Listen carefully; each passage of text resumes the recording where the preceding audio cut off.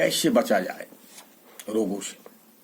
रसोई से जुड़े रोगों का सीधा इलाज यह है कि रसोई को रोगवाहक न बनाया जाए।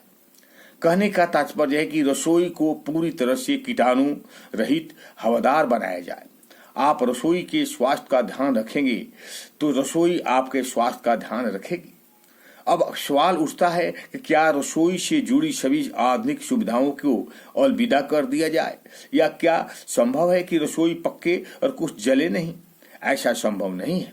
इसलिए परिस्थितियों को देखते हुए उपाय करने होंगे।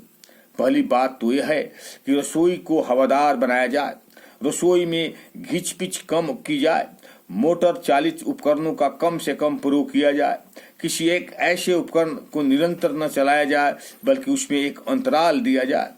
रसोई को आधुनिक रूप देना विकास की फिर आधुनिकता को निशानी कही जाएगी, मगर इस बात को भी मत भूलिए कि रसोई का आकार और स्वरूप इस उपकरणों के अनुरूप तो हो।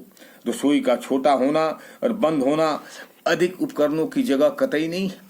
इससे बेहतर है कि कुछ उपकरणों को बाहर रखे या फिर रसोई को खुला कर ले। डाइनिंग रूम को रसोई के सामने बना रखे रहे हैं तो रसोई के उपकरणों को बाद वहां पर भी रख दीजिए।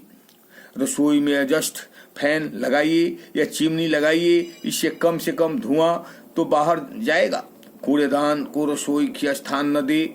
जो भी कूड़ा हो उसे तत्काल फेंके। एक ही तेल का प्रयोग बार बार न करे। तेल ज्यादा होने लगे तो जान ले कि खतरनाक घटना हो रही सकती है।